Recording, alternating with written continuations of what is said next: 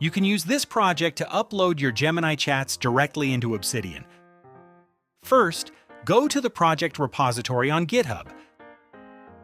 Copy the link and create a folder for it on your computer. Inside that folder, open your command prompt, cmd. Once the cmd window is open, paste the link to clone the repository into your folder. Once the cloning process is finished, you'll see all the project files right there. Next, you need to install the dependencies. Copy the installation command provided in the project files, paste it into your CMD, and let it finish. Once all the libraries are installed, go back to the folder and run the login script. This will open a Gemini window in your browser. Sign in with your credentials to access your account. This step creates a JSON file in your folder, so you won't need to log in every time you run the main script.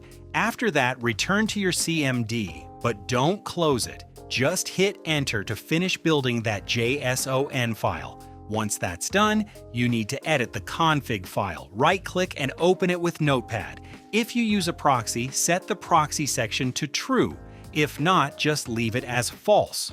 You will also need an API key from Gemini, so head over to Google AI Studio to generate and copy your key. Paste your API key into the config file and save it. Now you can close that folder and run the main script.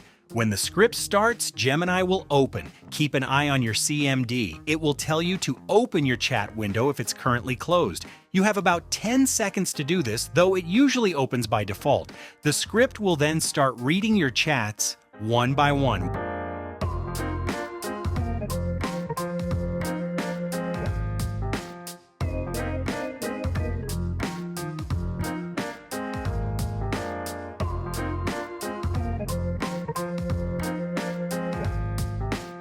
Once it has processed them, it saves all your chat files as JSON within the target folder. Finally, the script will analyze the chats, create nodes, and build a network based on the connections between your topics. Since these are formatted for Obsidian, they will be perfectly visible there.